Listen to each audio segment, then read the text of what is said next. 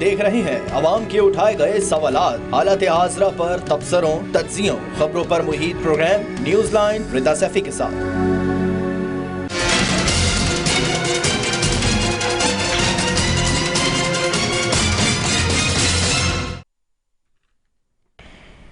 अस्सलाम वालेकुम, मैं हूं रिदा सैफी। नाज़रीन, मुल्क में बढ़ती हुई गैर यकीनी ऐसे हालात को जन्म दे सकती है कि जिनको तस्वुर करना भी हौलनाक है। रियासती इदारों और सियासी रहनुमाओं का टकराव मुल्क को एक ऐसे सिमत ले जा सकता है जिसके बाद हर फर्द सरों पर हाथ रख कर बैठ जाएगा। मौजूदा हुकूमत की जानिब से इंतकामी कार्रवाइयों का आगाज कर दिया गया है। ऑपोजिशन ये कहती है अगस्त के महीने को बहुत अहम करार दिया जा रहा है। कल एक निजी चैनल से गुफ्तगू करते हुए साबिक वजीर दाखिला शेख रशीद का कहना था कि 30 अगस्त तक हालात बहुत नाजुक हैं, चीजें किसी भी तरफ जा सकती हैं। कल शहबाज गिल साहब की गिरफ्तारी के बाद मुमकिन है कि मुल्क की सबसे बड़ी जमात तहरीक इंसाफ का रद्द-ए-अमल शायद सख्त भी हो सकता है, लेकिन चेयरमैन तहरीक इंसाफ का कहना था कि मैं एक जहाद लड़ रहा हूँ जिसके लिए मेरी जान भी चली जाए तो कोई परवाह नहीं है। क्या कहना है उनका, आइए आपको दिखाते हैं। मैं ये बार बार एक चीज़ कह चुका हूँ कि ये हकीकी आज़ादी की जंग है।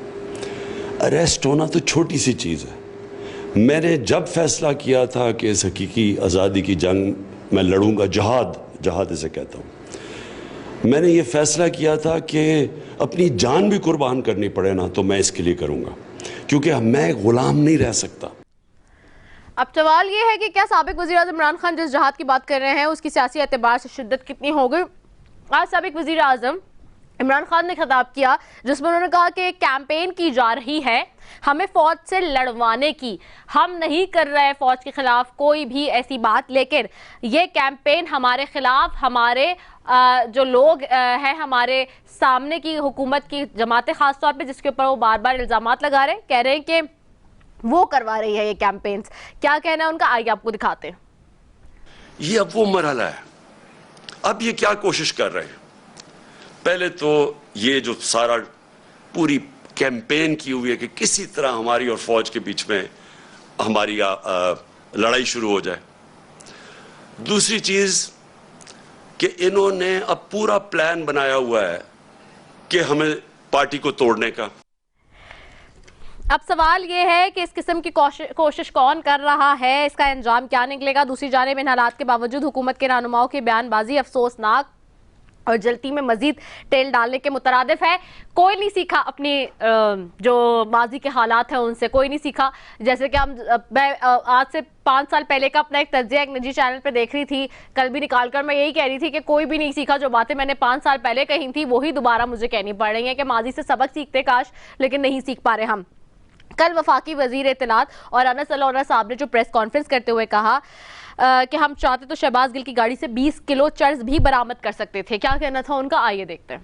हूबहू जो अल्फाज उन्होंने बोले, इसके मतलब इमरान खान साहब ये फरमा रहे हैं कि जी ये अगवा है। भैया अगवा कैसे है, मुकदमा दर्ज है। आज अगर मैं चाहता तो 15 की जगह पे 30 किलो हेरोइन उसकी गाड़ी से बरामद हो सकती थी। You referring to the context अपने मामले की दे रहे थे जब उनको अरेस्ट किया गया था।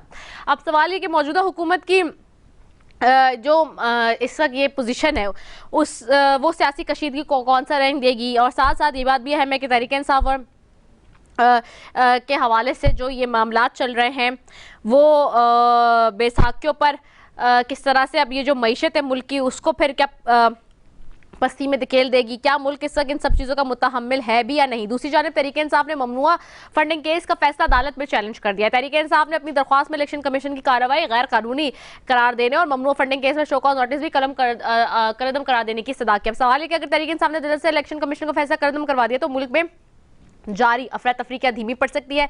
साथ साथ जी खबर यह भी है आज की कि आलमी मार्केट में पेट्रोल की कीमत 5 माह की कम तरीन सतह पर आ गई है, लेकिन आलमी मार्केट की मिसालें देकर आवाम को तकलीफ में मुब्तला करने वाली मौजूदा हुकूमत के कानून तक शायद ये बात नहीं पहुंची, इसलिए वो अभी तक आवाम को रिलीफ देने के बजाय अपने सियासी खेलों में ही मगन है। अब सवाल यह है कि जो आज आलमी मंडी में जिस तरह से हमने देखा है कि तेल की कीमतें कम हुई हैं, डॉलर भी कम हुआ है, तो इसके बाद मुल्क को क्या रिलीफ होगा। कराची के एक खातून की एक वीडियो है जो कि सोशल मीडिया पे बहुत ज़्यादा वायरल करे गए। परसों उन्होंने ख़ास तौर पे मरियम नवाज साहिबा का भी नाम लिया और मौजूदा हुकूमत का, मुस्लिम लीग नून का, और कहा कि देखें हम किस तरह से अपने बच्चों की दवाइयों का करें, किस तरह से घर चलाएं, क्या करें। क्योंकि एक तरफ तो ये सियासी महाज है जिसमें आप लगे रहेंगे, लड़ते रहेंगे, लेकिन इससे आवाम का कोई भला नहीं हो रहा और आवाम का कोई लेना देना नहीं है। क्योंकि आवाम ये कह रहे हैं कि जी हम किस तरह से अपने घर का बिल चलाएं, अपने घर की चीज़ें चलाएं, अपने घर का हिसाब चलाएं, कैसे करें। क्योंकि हमें तो 2 वक्त की रोटी चाहिए, हमें तो बिजली के बिल भरने हैं, हमें तो सुबह उठ के जो है वो पानी का बिल भरना है, गैस का बिल भरना है। बिजली है नहीं, कराची में भी लोड शेडिंग एक मजीद तूफान खड़ा कर रहा है, 15-15 घंटे की लोड शेडिंग हो रही है।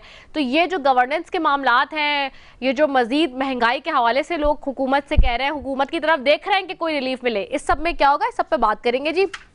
हमारे साथ मौजूद हैं जी अली गौहर बलोच साहब मुस्लिम लीग नून से और नुसरत वाहिद साहिबा हैं तरीके इंसाफ से। आप दोनों को खुशामदीद कहती हूँ जी। डिबेट का फोरम ऑन करूंगी। सबसे पहले अली गौहर बलोच साहब आपकी तरफ आऊंगी। अली गौहर बलोच साहब, सिचुएशन इस वक्त पॉलिटिकल जो बन रही है, आई थिंक उसके ऊपर हम डिबेट ना करें तो वो ज़्यादा बेहतर है, और अगर आप करना चाहें तो आप कर सकते हैं, लेकिन उसका कोई फ़ायदा नहीं है क्योंकि उसका मुझे पता है कि जो माजी में हुआ और जो इस वक्त हो रहा है हालात, वो किस तरह से रहे हैं दोनों तरीके से।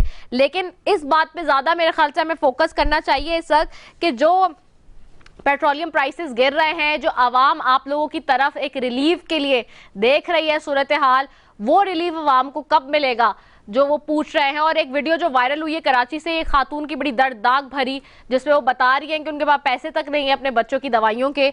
तो ये इस नहज में हालात पहुंच चुके मुल्क के। बिस्मिल्लाहिर्रहमानिर्रहीम। रिदा, मेरी आवाज आ रही है? जी जी बिल्कुल, लाउड एंड क्लियर। अच्छा देखें, सूरत ये है कि इमरान अहमद न्याजी साहब की जो अभी आप एंट्रो में सुना रही थी गुफ्तगू, और उसके बाद आपने भी की। देखिए, बात ये है कि ये तो एक फिर बड़ी लंबी चौड़ी बहस है। बहरहाल अगर आपने महंगाई और इन चीजों को डिस्कस करना हो, तो फिर कंपैरिजन करना हो, तो फिर जाहिर है आपको 2013 से लेकर 2018 के टेन्योर का भी कंपैरिजन करना होगा। और अगर इमरान अहमद न्याजी से हमारा आपने कंपैरिजन करना हो, तो फिर आप उनके इन 3.25 साल का और हमारे भी उन 5 साल का कंपैरिजन करें कि हम किस शक्ल में इनको पाकिस्तान दे गए और इन्होंने पाकिस्तान का हुलिया और शक्ल किस तरह से बिगाड़ा। लेकिन जो हालिया दिन जो 2-4 गुजरे हैं, जिसमें के खास तौर पर 2 बड़े वाकयात हमारे मुल्क में रूनुमा हुए। एक वो कि जिस तरह से इन्होंने अपने सोशल मीडिया के ऊपर अपना एक गालम गलूज ब्रिगेड बनाया हुआ है, जिसके जरिए ये पूरे मुल्क के लोगों को गालियां निकलवाते हैं, इदारों को गालियां निकलवाते हैं, इदारों के सरबराहों को गालियां देते हैं। फिर ये इस हरकत से भी बाज ना आए कि इनके लोग पकड़े गए, जिनकी के इन्वेस्टिगेशन हो रही हैं, जिन्होंने कि जो लोग हमारे शहीद हुए हेलीकॉप्टर हादसा में, उनके ऊपर झूठी स्टोरियां बना के जो है वो अवाम को गुमराह करने का सिलसिला शुरू किया। खान साहब इस बात की वजाहत करें कि वो ये काम किस मुल्क के लिए कर रहे हैं, किन एजेंसियों के लिए कर रहे हैं, जिस मुल्क ने उनको वजीर आजम बनाया, अगरचे वोट चोरी करके बनाया, उस मुल्क की मुआशी तौर पर जड़े खोखली की, उस मुल्क के इदारों और लोगों के बारे में सोशल मीडिया के ऊपर रोज एक तूफान बर्पा किया जाता है, नंगी गालियां दी जाती हैं, लोगों को नंगी गालियां दी जाती हैं, इदारों को, इदारों के सरबराहों को, हत्ता के जो शोहदा हैं। और उसमें देखा कि ISPR को वजाहत देना पड़ी। ये बात ठीक है। अब इन शरपसंद अनासिर के इर्द गिर्द घेरा जो है वो तंग किया भी जा रहा है और तंग हो भी रहा है। जिस किस्म की बेहुदा गुफ्तगू मुझे बताएं शहबाज गिल ने की है, वो तो मतलब है कि कोई जबान से कोई पाकिस्तान के इदारों के बारे में इस तरह की बातें कि वो उनको उकसाना चाह रहा था कि मतलब है कि आप लोग तो खुदा न खास्ता बगावत करें, मतलब है कि अपने चीफ के खिलाफ और इदारों के खिलाफ। और जिस किस्म की गंदी लैंग्वेज वो हमेशा बोलता है, वो किसी से ढकी छुपी हुई नहीं। मतलब है कि एक शरीफ आदमी तो जाहिर इज्जत बचाता है किसी के साथ गुफ्तगू करते हुए। तो बात करने का मकसद ये है रिता कि ये जो हालात हैं, आपने पेट्रोलियम की कीमतों पे बात की है, यकीनी तौर पर डॉलर की प्राइसेस नीचे आई हैं। हमें तो लूटा पुटा हुआ मौसी तौर पर तबाह पाकिस्तान मिला है। अब आपने कहा कि पेट्रोलियम की कीमतें अगर डॉलर नीचे आए हैं तो अनकरीब पेट्रोल की कीमतें भी नीचे आएंगी इंशाल्लाह। ठीक है, ओके, नुसरत वाहिद साहब आपकी तरफ आऊंगी। अब मैं उस मामले में मैंने कहा कि अगर बात करना चाहे तो आप भी कर सकती हैं। अली गौहर साहब ने जैसे कि किया है शहबाज गिल साहब वाले मामले पे बात, और खान साहब के हवाले से, और फिर जो शोधाओं के हवाले से जो बात है, आप इस पे बात करें तो बिल्कुल करें। और मेरा सवाल अगैन वही है कि आवाम को रिलीफ देने में जो है हुकूमतें हमारी इस वक्त नाकाम नज़र आती हैं। आपसे भी गिला लोगों को यही था कि आप लोगों ने भी उस तरह से रिलीफ नहीं दिया जिस तरह से बातें की थी अपने टेन्योर में, और अभी इस हुकूमत से भी लोगों को यही गिला शिकवा है। बिस्मिल्लाहिर्रहमानिर्रहीम, बहुत शुक्रिया रिदा अपने प्रोग्राम में मुझे इनवाइट करने का। देखें, अगर हम क्रिटिसाइज करना शुरू करें तो एक बहुत लंबी हिस्ट्री है जिसके ऊपर हमें बात करनी पड़ेगी, लेकिन मैं बिल्कुल इस किस्म के किसी मूड में नहीं हूँ कि मैं वो कहूँ कि जी फलां ये हो गया, ये हो गया, ये हो गया। देखिए, पाकिस्तान जिस हालत में मिला था आपको पता है, हमको भी पता है, लेकिन उसको लेके जिस तरह चले हैं प्राइम मिनिस्टर इमरान खान, और कहाँ पहुंचाया कि पूरी दुनिया ने एक्नॉलेज किया कि इसकी इकॉनमी बढ़ रही थी, ग्रोथ बढ़ रही थी, कोरोना डेज के बावजूद, बाकी तमाम क्राइसिस के बावजूद हम आगे की तरफ जा रहे थे। हम IMF के पास भी गए, और इस दफ़ा भी हमारा IMF के पास, अगर ये सारा कुछ ना होता तो हम IMF के पास जा रहे होते और उनसे जो भी पैसे थे वो लेके, और मुल्क के हालात मजीद बेहतर होते, क्योंकि एक्सपोर्ट हमारी बढ़ चुकी थी और इंपोर्ट को हम लोग कम कर रहे थे, ऑटोमेटिकली उसको कम कर रहे थे, बाकी चीज़ें भी, टैक्स रेट भी, और आपको पता है जो बाहर से लोग पैसे भेजते हैं, रेमिटेंस, वो हर चीज़ बहुत तेज़ी से ऊपर की तरफ जाती थी। लेकिन ज़ाहिर है सब कुछ इसको टॉपल डाउन किया गया एक ख़ास मिशन के तहत, एक ख़ास जो भी आप समझे एम के तहत, क्योंकि पॉपुलैरिटी इतनी ज़्यादा बढ़ चुकी थी कि लोगों से ये बर्दाश्त नहीं हो रहा था। बहरहाल वो हो गया, सब कुछ हो गया, जो साजिश हुई, जो भी प्लान हुआ, उसके हिसाब से चले गए प्राइम मिनिस्टर अपने घर वापस, और हम लोग अपने अपने घरों में आ गए। लेकिन उसके बाद जो पॉपुलैरिटी का ग्राफ है, वो जिस तरह पूरे पाकिस्तान में नहीं बल्कि पूरी दुनिया में पाकिस्तानियों ने शो किया कि वो किस कदर चाहते हैं अपने लीडर को, जिसने पाकिस्तान को एक बेइंतहा जिसे कहना चाहिए नीचे गिरी हुई पोजीशन से उठा के कहाँ पे खड़ा किया कि हर मुल्क का लीडर अपने लिए फख्र समझता था कि प्राइम मिनिस्टर इमरान खान से मुलाकात हो, और किस तरह वो उनकी आवभगत करना, वो ना आपने देखा ही है कि ना वो हाथ बन के खड़े होते हैं, ना पर्चियां पढ़ते हैं, ना कोई कॉन्स्पिरेसी कर रहे होते हैं पाकिस्तान के खिलाफ खास तौर पर। तो इन लोगों को नहीं पसंद आई ये चीज़ और उनको निकाल के बाहर कर दिया। लेकिन अब जो सबसे इम्पोर्टेंट बात है कि शहबाज गिल ने ऐसे कौन से अल्फाज थे जो अदा कर दिए जो इतने ज़्यादा हिट किए इनको जाके, और इससे पहले इनके तो किसी बंदे ने कोई बात की ही नहीं। मैं तो बहुत नाचीज सी चीज़ हूँ, लेकिन सारा दिन जो वीडियोस और क्लिप्स देखती रहती हूँ, उसमें कौन सा लीडर है नून लीग का या पीपल्स पार्टी के जो सदर साहब हैं जरदारी साहब, उन्होंने कौन सी ऐसी बातें हैं जो फौज के खिलाफ नहीं की? उनके खिलाफ क्यों नहीं कोई एक्शन या रिएक्शन लिया जाता? क्योंकि वो उनको अब्दुल अजीज है, लाडला तो हमें कहा जाता है कि हम हमारे जो प्राइम मिनिस्टर इमरान खान है वो लाडले हैं, लेकिन यहाँ पे तो मुझे बिल्कुल उसके ऑपोजिट चीज नजर आती है कि यहाँ सब कुछ अच्छा करने के बावजूद उनको निकाल के फेंक दिया गया, और वो लोग जो सिर्फ पाकिस्तान को लूट रहे हैं, जो पाकिस्तान से सारा पैसा बाहर भेज रहे हैं और आज तक भेज रहे हैं, उनको कुछ नहीं कहा जा रहा। वो जो बाहर से पैसा लाके और पाकिस्तानियों के थ्रू कोई $100 को $50 को $200 को $1000 अगर वो चैरिटी में दे रहा है, कभी वो शौकत खानम के लिए और कभी पार्टी फंड के लिए, तो वो बहुत बड़ा जिसे कहते हैं जुल्म हो गया पाकिस्तान के ऊपर, क्योंकि बाहर से पाकिस्तानियों का पैसा लाके पाकिस्तान में लगा रहे थे।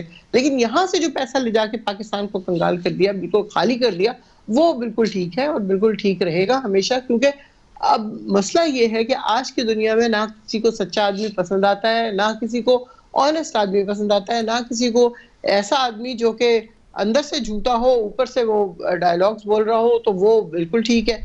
यहाँ तो वो जो कहते हैं वो करते हैं। लेकिन बहरहाल इनकी मर्जी, इन 11 जमातों ने मिलकर जिस तरह एक इंसान को उठा के फेंका है, लेकिन वो कहते हैं ना कि इंसान के प्लान कुछ और होते हैं और अल्लाह के प्लान कुछ और होते हैं। हम कुछ अरसे में ही देखेंगे कि इंशाल्लाह अल्लाह का प्लान जो भी होगा उसके हिसाब से हम जहाँ पे पहुंचेंगे, हमारा लीडर जो है उसको जो इज्जत और तकरीम अल्लाह मियां ने दी है वो उसको मिलेगी वापस, और फिर इस तरह पाकिस्तान दोबारा अपनी राह पे चल पड़ेगा और इंशाल्लाह सब कुछ अच्छा होगा। लेकिन जहाँ तक बात है कि फौज के खिलाफ इनको खुद नजर नहीं आता कि इनके अपने लीडर्स ने क्या क्या कुछ कहा हुआ है। असेंबली के अंदर, असेंबली से बाहर जो इनकी कतकलामी वो है माफी नुसरत भाई साहबा एक मिनट, कतकलामी जी, माफी देखिए, जो उन्होंने कहा वो भी गलत था और उसके भी रेपरकशंस वो उन्होंने भुगते हैं, जो सारी चीजें हुई हैं, कहाँ लेकिन भुगते लेकिन रिजा जो नहीं भी भुगते देखें उन्होंने, नुसरत भाई उनको आज साहबा तक कुछ नहीं कहा गया। देखिए, लेकिन आप लोग एक बात को समझें और इस बात का को अंडरस्टैंड करें थोड़ा सा, और ये चीज़ें भी लोग देख रहे हैं कि जो आपने तो जब आप आए हैं, जब से हुकूमत से आउट होकर ऑपोजिशन के अंदर, आपने एक नैरेटिव बिल्ड किया और आपने कहा कि जी हमें तो इम्पोर्टेड हुकूमत लाई गई और हमें निकाला गया जस्ट बिकॉज ऑफ इट कि जी अमेरिका की इन्वॉल्वमेंट है, इन्वॉल्वमेंट है, अमेरिका की इन्वॉल्वमेंट है, सही बात है। फिर उसके बाद आप इस बात पे कायम रहे कि नहीं जी फौज अच्छी है, फौज हमारे साथ है, सारी चीजें आप करते रहे। अब अचानक से जब आप इस तरह की बात करेंगे, जो शहबाज गिल के स्टेटमेंट देखें वो कंडेमेबल है, वो म्यूटनी के उसके अंडर आता है, म्यूटनी का केस उसके ऊपर बनता है, गलत बात की है उन्होंने, उसको सजा मिलनी चाहिए, बस इतनी सी बात है। लेकिन उसका जिम्मेदार मेरा लीडर नहीं है। अगर मैं कोई ऐसी बात करूंगी या गलत तो ये फिर पार्टी को कहना चाहिए कि वो उनकी जाती राय हो सकती है, उसको कंडेम तो करे ना, जैसे परवेज इलाही साहब ने किया है। प्राइम मिनिस्टर ने खुद कहा है आज कि अगर कोई ऐसी बात है जो कि गलत है तो वो गलत है, उसको हम सही नहीं साबित करेंगे। बात इतनी सी नहीं है कि देखें, अगर प्राइम मिनिस्टर के इमरान खान के नाम मुंह से ऐसी चीज निकलती है जो कि ये कहते हैं कि मुझसे ज्यादा अहम मेरी फौज है, बेशक मैं मर जाऊं लेकिन मेरी फौज को जिंदा रहना चाहिए क्योंकि ये दुनिया की बेहतरीन फौज है और इसने पाकिस्तान को प्रोटेक्ट किया हुआ है और पूरी दुनिया के लोग इस फौज की वजह से ही डरते हैं जो हमारे आगे नहीं आते। बिल्कुल, वरना आज तक पाकिस्तान कब का खा पी के बैठ चुका होता है, इंडिया भी और उधर से इसराइल भी। एक एटॉमिक एनर्जी हमारे पास, एटॉमिक प्लांट है और एक हमारी फौज है जिससे लिटरली लोग डरते हैं। ये दुनिया की बेहतरीन फौज है, तो हम लोग तो कैसे अपनी फौज के खिलाफ बयान दे सकते हैं? अगर शहबाज गिल ने दिया भी है तो मैं समझती हूँ कि गलत दिया, बस। और प्राइम मिनिस्टर ने भी यही कहा है कि जो गलत है वो गलत है, जो सही है वो सही है। हम में से कोई फौज के खिलाफ बात नहीं करेगा, हम बात करेंगे जरदारी के खिलाफ भी करेंगे, नवाज शरीफ के खिलाफ भी करेंगे, मरियम के खिलाफ भी बात करेंगे, लेकिन हम अपनी फौज के खिलाफ क्यों बात करें? जी बिल्कुल। वो लोग जो हमारे लिए जाग रहे हैं रातों को और हम सुकून से घर में सो रहे हैं, जो कुर्बानियां दे रहे हैं हर जगह। कोई आप देखें नेचुरल डिजास्टर हो जाता है तो वहां सिर्फ फौज पहुंचती है लोगों को बचाने के लिए, निकालने के लिए। बाकी तो सरहदों पे जिस तरह वो लड़ रहे हैं, जिस तरह अपनी जानों को सेक्रीफाइस कर रहे हैं, आजकल आप देखें सवात में क्या हो रहा है, किस तरह मर रहे हैं बेचारे फौजी, शहीद हो रहे हैं इन टेररिस्ट के हाथों। तो ये चीजें जब मुल्क कमजोर होता है तो ये चीजें उभर के आती हैं। आप देखें जब यहाँ पे कराची में सारा कुछ हो रहा था और उसके बाद जब इसको खत्म किया गया तो लोग दबके बैठ जाते हैं, यही बात हो रही है कि कमजोर होना शुरू होगा तो वो फिर ये सारे इदारे उभर के आ जाएंगे। यही बात हो रही है कि फिर कंडेम कर रहे हैं ना आप लोग। ये शहबाज गिल साहब की अपनी राय हो सकती है, पार्टी की राय नहीं हो सकती। अच्छा ठीक है, गलत बात है। अली गौहर बलोच साहब आपकी तरफ वापस आऊंगी। अली गौहर बलोच साहब, वो जिस तरह से प्रोपेगेंडे की बात हो रही है और डिसोन कर रहे हैं शहबाज गिल साहब के स्टेटमेंट को, पार्टी भी, और कह रही है साबिक वज़ीर-ए-आज़म इमरान खान साहब भी, और दूसरा ये भी कि जो इस वक्त सोशल मीडिया पे जो सारा चला, अभी आपने शोधा वाली बात की, उस पर भी वो कह रही है और पीटीआई का उस पर भी स्टांस आ रहा है। वो कह रहे हैं वो जो अकाउंट्स है उसमें तो नून लीग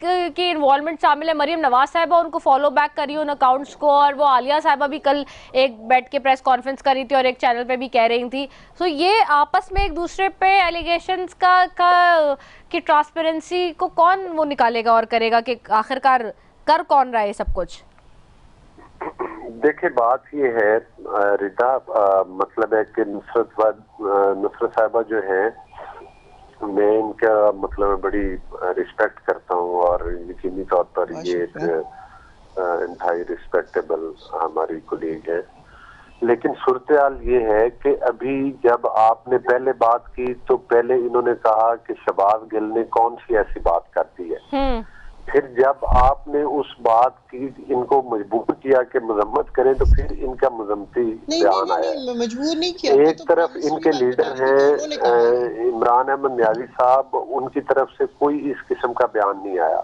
कोई पार्टी की तरफ से मजम्मत की गई हो किसी जगह पर, किसी चैनल के ऊपर, पार्टी के प्लेटफॉर्म पर कि जी शहबाज गिल के हम बयान की मजम्मत करते हैं, परवेज लाई साहब ने एक बयान दिया है तो उसका आप रेफरेंस कोट कर रही है। जी जी, वो आज उन्होंने सुबह दिया था मॉर्निंग शो में एक एक तो निजी चैनल के। मकसद ये है कि अगर ये इस तरह से इदारों के ऊपर अब इस नौबत पर ये आ गए हैं, मुल्क की मईशत तबाह करने के बाद अब ये इस नौबत पर आ गए हैं कि इन्होंने इदारों के ऊपर एक मुहिम जोई शुरू कर दी है और अपने ये किराए के तर्जमानों के जरिए और मुख्तलिफ नौजवानों को जो है वो मतलब है कि उनको भड़का गए और उनसे मतलब है कि ये वो वीडियोस बनवाई और किस तरह से वो फिर वायरल हुई और जिस तरह से उन शोधा के जो है वो हादसे के ऊपर भी इन्होंने जो है वो इंतशार पसंदी फैलाने की हमारी तरफ से नहीं था वो, प्लीज वो हमारी तरफ तो से वो बिल्कुल आपकी तरफ से था। वो एक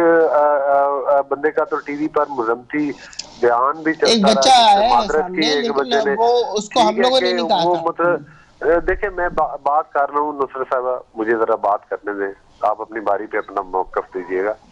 तो बात करने का मकसद ये है कि ये मतलब है कि किस लाइन पर चल पड़े।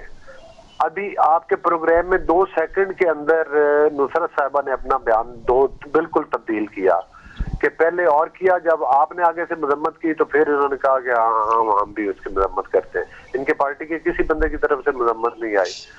तो मकसद ये है कि ये जब से ये अगर आप लोग इक़्तिदार से अलग हुए हैं तो आप एक गैर आईनी हुकूमत थे, आपके पास अवाम का मैंडेट नहीं था, आप अवाम का मैंडेट चुरा कर आए थे और आपको की गैर जमहूरी हुकूमत को एक जमहूरी तरीके से हटाया गया है। दूसरी तरफ आपने एक झूठा बयानिया आपके लीडर ने तैयार किया अमेरिका की साजिश, उसका पोल तो 100% उस वक्त खुल गया है कि जब आपके केपीके का वो चीफ मिनिस्टर जो है उसी अमेरिका के एम्बेसडर को साथ बिठाकर गाड़ियां भी ले रहे हैं और उसको मकसद ये है कि क्या इनके बयानिए के बाद इनकी गैरत के तकाजे ये गवारा करते हैं कि जिस मतलब मुल्क पर और जिस मुल्क की गवर्नमेंट के ऊपर ये इल्जाम लगा रहे हैं, दूसरी तरफ उनके साथ बैठकर मीटिंग्स भी कर रहे हैं, तो क्या पाकिस्तान के अवाम को आप लोग बेवकूफ समझते हैं?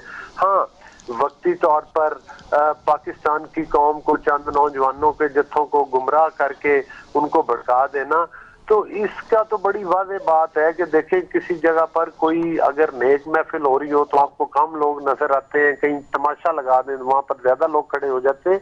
तो इन्होंने इस वक्त पूरे मुल्क में एक तमाशा लगाया हुआ है, इदारों की तबाही का, मुल्क के अंदर सियासी इंतशार का, मुल्क की मुआशी तबाही का। तो वो मतलब है कि हमारा मुल्क इन चीजों का मुतहम्मिल नहीं हो सकता है। इमरान नियाज़ी साहब ने तो पूरी कौम से बेशुमार झूठ बोले। अब अगर वो अच्छा अगर ये कहते हैं कि जी एक तरफ ये कहते हैं कि इलेक्शन करवा दें, मुझे ये बताएं कि इस कॉज में भी ये सिंसियर नहीं है और अपने इस बयानिए पर भी ये कायम नहीं है। अगर ये कहते हैं कि हमें मतलब है कि जी इलेक्शन चाहिए, तो केपीके में और पंजाब में जो आप सो कॉल्ड गुप्ते बना के बैठे हैं, आप इस्तीफे देना, तो फिर उस इस्तीफे देने के बाद अगर ये मुतालबा करें तो फिर भी आपकी कोई सुने के चले जी आप मतलब आप लोगों को कहते हैं जी मरकज में इलेक्शन करवा दें, भी एक मरकज में हुकूमत नहीं है तो उधर इलेक्शन करवा दें। और पंजाब में जिस तरह से वो मतलब आपने गवर्नमेंट पे कब्जा किया हुआ है, केपी गवर्नमेंट है आपकी, आप अपने सेनेटर्स को हर चीज को रिजाइन करवाए ना। सिंध कम से कम सिंध में आप अपोजिशन में बैठे, उधर से अपने एमपीएस को के जो है वो इस्तीफे दिलवाएं, फिर उसके बाद कोई मुतालबा करे कि भाई जी हम दोबारा मुल्क में इलेक्शन चाहते हैं, तो फिर चले आपकी बात को कोई सुनेगा भी सही कि आप कम से कम वाकई। तो ये मतलब एक झूठ का प्लंदा है।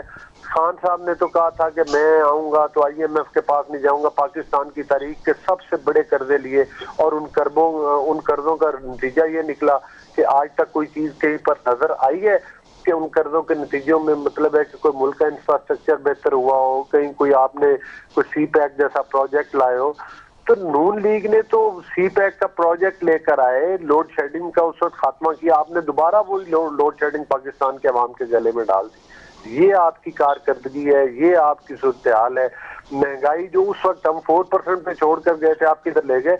इंशाल्लाह पेट्रोल की कीमतें नीचे आएंगी, डॉलर की प्राइसेस नीचे आएंगी, हम पाकिस्तान को स्टेबल करेंगे। अगरचे गंभीर हालात है, अगरचे ये उसका काबिल तलाफी नुकसान कर चुके हैं जिसको रिकवर करना बहुत मुश्किल है, वो रातों रात रिकवर होने वाला नहीं है, लेकिन इसके बावजूद हम इन चीजों को जो है वो एड्रेस करेंगे और इन मामलात को।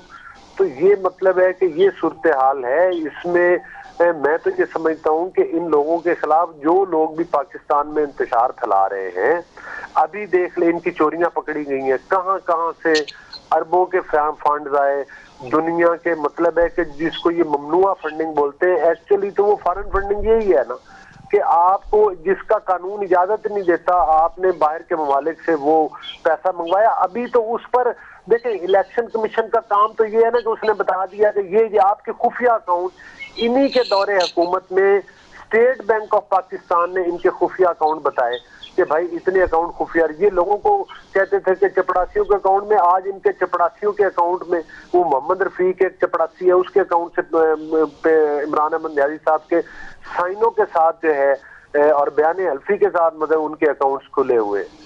तो हर चीज में ये एक्सपोज हो रहे हैं। अब फर्दर इदारों का काम है कि वो इन्वेस्टिगेशन करें कि ये पैसा जो आया है ये किस मकसद के लिए आया, ये क्यों लाया गया पैसा। और हुकूमत आपकी है, आप कर लेना। जी बिल्कुल, उस पर इंक्वायरीज हो रही हैं, जाहिर है उस पे को हमने आपकी है, आप कोई जी बिल्कुल उस पर इन्वेस्टिगेशन हो रही है, इदारे इन्वेस्टिगेशन कर रहे हैं कि ये पैसा कौन लाया, कहां से लाया और क्यों लेकर आए और उसका मकसद क्या था, और उसकी भी कली खुल जाएगी।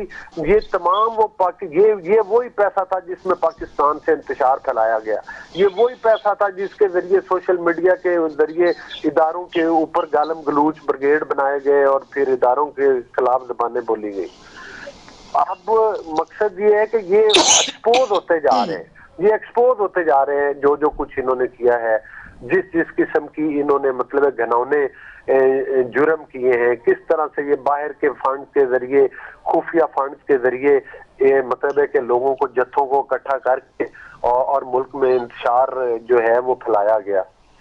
तो तो वो कब तक सुनते रहेंगे? अच्छा ठीक है, चले मैं नुसरत भाई साहबा की तरफ जाऊँ। जी नुसरत साहबा, आप क्या कह रही थी? जी सबसे पहले तो इनकी वो बात की जो प्राइम मिनिस्टर इमरान खान ने खत दिखाया था कि साजिश है और किस तरह उनकी हुकूमत को हटाने के लिए प्लानिंग की गई और किस तरह ये जो 11 जमातें जो फौत हो चुकी थी दोबारा से इकट्ठी हुई और किस तरह इन्होंने आईनी तरीके से वज़ीर आज़म को, जो कि इलेक्टेड वज़ीर आज़म था, उसको घर भेजा। तो उसके और फिर उसके बाद ये अमेरिका के उस बंदे को अपने केपी वाले प्राइम मिनिस्टर जो हैं वो उनको चीफ मिनिस्टर उनको अपने ऑफिस में बुलाते हैं और उनको अपनी कुर्सी पेश करते हैं, वो बैठते हैं और उनसे गाड़ियां लेते हैं और फलां करते हैं, ढिमका करते हैं। तो यहाँ एक बात मैं आपको बार बार बता दूं कि कभी भी इमरान खान साहब ने ये बात नहीं की कि मैं अमेरिका के खिलाफ हूँ या मैंने अमेरिका के खिलाफ कोई कैंपेन चलानी है या अमेरिका के जितने प्रोग्राम यहाँ पे हो रहे हैं उनको मैं बंद कर दूंगा। और ये आपको पता है सदियों से चल रहे हैं पाकिस्तान के साथ, मेरे ख्याल में जब से पाकिस्तान बना है उसके कुछ अर्से बाद से वो सारी चीजें चल रही हैं और चलती रही हैं हमारी हुकूमत में भी, और अब इसके बाद भी और उसके बाद भी चलती रहेंगी। लेकिन जहां तक ये है कि वो चीफ मिनिस्टर ने उनके इतनी रिस्पेक्ट क्यों दी कि अपनी कुर्सी उनको दे दी और खुद दूसरी कुर्सी पे जाके बैठ गए। तो बात इतनी सी है कि मेरे भाई भी जानते हैं, पाकिस्तानी हैं खुद भी अच्छी तरह, ये कि हम लोग मेहमान नवाज लोग हैं। हमारे घर जब कोई मेहमान आता है तो हम चाहते हैं कि उसको बेहतरीन जगह दें, बेहतरीन जगह पे बिठाया जाए। तो उसमें कोई ऐसी बात नहीं है कि चीफ मिनिस्टर साहब ने अपनी कुर्सी दे दी, शायद मैं होती तो मैं भी इसी तरह करती कि आपके घर मेहमान आए, आप उसकी रिस्पेक्ट कर रहे हैं। ये किसी गाड़ियों के लिए और किसी उसके लिए नहीं होता है, रिस्पेक्ट अपनी जगह पे होती है। और अमेरिकन के साथ कोई खुदा न खास्ता दुश्मनी नहीं है, उसका एक एक्ट था जिसके खिलाफ प्राइम मिनिस्टर ने बात की और सबको पता है कि कितने झूठे थे वो और कितने सच्चे थे कि एक इलेक्टेड गवर्नमेंट को किस तरह उन्होंने घर भिजवा दिया। जहां तक इनकी बाकी बातें हैं कि वो ममनुआ फंड और फला फंड और फला फंड, वो पैसा कहाँ से आया और कहाँ इस्तेमाल हुआ, तो ये मेरे ख्याल में मेरे भाई को अच्छी तरह पता है कि इस वक्त तीसरा कैंसर हॉस्पिटल पाकिस्तान में बन रहा है और ये वो हॉस्पिटल है जो इंतहाई तरक्की याफ्ता ममालिक में भी इस तरह नहीं होता। 80% मरीज जो है उनका मुफ्त इलाज हो रहा होता है और वो कहाँ से आता है? 14 अरब रुपए का हर साल खर्चा होता है उनकी दवाओं पे और इलाज पे। Cancer is a very very expensive disease. तो ये खुद ब खुद हो जाता है। जाहिर है कि वो फंड आते हैं, पार्टी का फंड अलग होता है, कैंसर हॉस्पिटल का फंड अलग होता है। मैंने कराची में भी इस तरह के बहुत सारे डिनर अटेंड किए जिसमें हम कभी शौकत खानम के लिए हो रहा होता था और कभी पार्टी के लिए हो रहा होता था। लोग बच्चे आके 10-10 रुपए, 20-20 रुपए, 100-100 रुपए तक देते थे। लेकिन जो कमाल की बात थी वो 1 हफ्ते बाद या 1.5 हफ्ते बाद आपको वो लेटर मिलता था थैंक यू का आपके घर के एड्रेस पे कि आपने इतनी कंट्रीब्यूट किया, आपका बहुत-बहुत शुक्रिया। शौकत खानम में या पार्टी के फंड में। तो हमेशा से वो चीज़ हो रही है और वो अलग किया जाता है। और इसके अलावा जिन लोगों ने जो इनका ख्याल ये है कि यहूदियों ने और हिंदुओं ने फंड दे दिया, आप अगर वो निकालें तो आपको पता चले कि उस औरत का मियाँ पाकिस्तानी है और उनका जॉइंट अकाउंट है। उसमें अगर $100 उन्होंने डाल दिए तो $50 उसके हिस्से के कर लें, $50 इसके हिस्से के कर लें, तो कितना बन जाएगा, कितना बड़ा खजाना बन जाएगा। लोग खुद आके बता रहे हैं कि भाई हम पाकिस्तानी हैं, हम डुअल नेशनल हैं और हमने इतने पैसे दिए हैं। लेकिन बात ये है कि सच्चाई हजम नहीं होती। आज के ज़माने में सच्चाई हजम नहीं होती। आपको झूठा होना चाहिए, आपको डिप्लोमेट होना चाहिए, आपको पता नहीं और क्या-क्या होना चाहिए, लेकिन आपको सीधा और साफ-गो नहीं होना चाहिए। जो आदमी सीधा है, जो साफ-गो है, वो पकड़ा जाएगा, उसको ऊपर मुख्तलिफ इल्ज़ामात लगेंगे। इससे पहले कि वो किसी इल्ज़ाम का जवाब दे, उसको पकड़ के जेल में डाल दिया जाएगा और उसके बाद भुट्टो की तरह फांसी दे के फारिग कर दो और उसके बाद सारी उम्र बैंड बजाते रहें कि भुट्टो ज़िंदा है, भुट्टो ज़िंदा है, जो मर्ज़ी कर लो। तो बस इतनी सी बात है, एक आदमी बहुत सच्चा, बहुत ईमानदार मिला हुआ है हम लोगों को, हम उसकी कदर नहीं कर रहे हैं, तो अल्लाह कदर करने वाला है।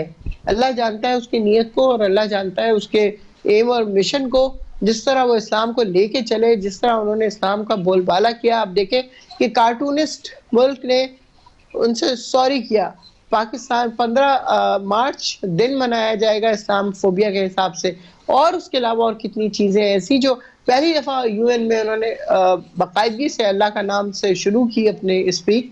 तो ये कोई छोटी चीज़ें नहीं है, लेकिन हम चूँकि बुग़्ज़ इमरानिया में इतने ज़्यादा अपने अंदर भरे हुए हैं कि हमें कोई पॉजिटिव चीज़ दिखाई ही नहीं देती, सुझाई ही नहीं देती। चूँकि हम खुद इतने ज़्यादा करप्शन के आदी हो चुके हैं, तो हमें कैसे यकीन आए कि एक आदमी जो वाक़ई ऑनेस्ट है वो करप्ट नहीं है। बस इतनी सी बात है। अच्छा, एक चीज़ और भी है नुसरत भाई साहिबा, ये जो आज कलेक्शन कमीशन ने आपको ममनुआ फंडिंग जब्त करने के लिए शो कॉज नोटिस जारी किया और दूसरी तरफ एफआईए ने जो मौसूल किया है बैंकों का डेटा खास तौर पे इस हवाले से, और उन्होंने कहा है कि जी जो बेनामी अकाउंट्स की तहकीकात और करने की मजाज है, हुक्काम ये कह रहे हैं। तो इस सारे ज़मन में आपको लगता है कि जो जब्त करने के लिए शो कॉज नोटिस आपको जारी हुए हैं और भी सारे मामलात हुए, इसके ऊपर फर्दर आप लोग कोई लीगल बाइंडिंग में ऐसी जा सकेंगे जो रोक सके? क्योंकि अब तो ये सारी चीज़ें आपके हवाले से इलेक्शन कमीशन एक के बाद एक अहकामात जारी करता जा रहा है। हाँ, करता रहेगा, ज़ाहिर है। इलेक्शन कमीशन देखे ना, आज से तो नहीं, हम तो बहुत अरसे से इलेक्शन कमीशन के बारे में बात कर रहे हैं कि ये पीटीआई के साथ बल्कि पीटीआई क्या मतलब ये उस तरह ऑनेस्ट नहीं है जैसा कि उन्हें होना चाहिए था, क्योंकि इनकी अपनी खानदान की 2 अदद शादियां शहबाज शरीफ के खानदान में हुई हुई हैं, तो डेफिनेटली वो एफिलिएशन आपकी उस तरफ हो जाती है। जो मर्जी करें तो आप इम्पार्शियल नहीं हो सकते, आप न्यूट्रल नहीं हो सकते, आपको किसी ना किसी का साथ देना है। और ये बहुत पहले से प्राइम मिनिस्टर इमरान खान कह रहे हैं कि चेयरमैन इलेक्शन कमीशन के ऊपर वी डोंट ट्रस्ट। अब ठीक है, वो जो भी चीज़ आगे लेके आते हैं तो डेफिनेटली हमारा जो लीगल टीम है वो उसका जवाब देगी, मलाइका है और बाकी लोग हैं वो सब उसको देखेंगे और उसका जवाब देंगे जो भी होगा। मैं तो, मेरा चूंकि लॉ से कोई ताल्लुक नहीं है, मैं I am not a student of law, तो इसलिए मैं इसके ऊपर कोई कमेंट नहीं करूँगी। सही। अच्छा, ठीक है, चलिए जी, वाइंड अप की तरफ भी जाना है मैंने, और अली गौहर बलोच साहब हैं हमारे साथ। अच्छा जी, चले अली गौहर बलोच साहब, वैसे भी टाइम चूँकि ख़त्म हो गया है, इस वजह से मैं उनकी तरफ भी मजीद नहीं जा सकती। बहुत शुक्रिया नुसरत भाई साहब आपका और अली गौहर बलोच साहब आपको, दोनों मौजूद मेहमानों का बहुत शुक्रिया। नाज़रीन, इस वक्त जो मुल्क में सियासी इंतशार है और जो मैंने जैसे कि आगाज़ में भी कहा कि आज से 4-5 साल पहले भी मैं कहती आई हूँ कि ये हालात जो इस वक्त जिस नहज पे टर्निंग मोमेंट पर खड़े हुए हैं वो पहले भी ठीक नहीं थे और आज जो हो रहे हैं अब भी ठीक नहीं हो रहे। और अगेन कुछ चीज़ें आपकी बहुत से बाहर होती हैं तो कोशिश नहीं करनी चाहिए कि उनको पहुंच में लाया जाए। उन जगहों पे जाके इंसान के पर ही जलते हैं। दूसरी चीज़ ये बड़ी इंपॉर्टेंट वो ये कि इस सारी सिचुएशन के अंदर 22 करोड़ की जो आबादी है, जो अवाम है, जो आपको मुंतखब करके जिन्होंने आपको असेंबलियों में भेजा है, इन 5 असेंबलियों के अंदर आप बैठे हुए हैं, 6 असेंबलियों के अंदर including this upper house senate, वहाँ पे करोड़ों रुपए आप लोगों की तनख्वाहों और मरातों पे जा रहे हैं। तो आवाम ने जब आपको सेलेक्ट करके इलेक्ट करके भेजा है तो कोशिश करें कि उनके मसाइल हल करें, रादर देन इट कि जी आप अपनी आपस की चपकलश और लड़ाई झगड़े में जो है और इक़्तिदार के चक्कर में और कुर्सी के चक्कर में सिर्फ और सिर्फ लड़ाइयाँ करते रहें। ये अच्छी एग्जाम्पल कोई सेट नहीं हो रही अब पॉलिटिकल हिस्ट्री में पाकिस्तान की। 75 साल हो गए पाकिस्तान को, अब हम 75वां अपना यौम आज़ादी मनाएंगे 14 अगस्त को, तो हमें सोचने की अशद ज़रूरत है कि हम कहाँ खड़े हैं 75 सालों बाद भी।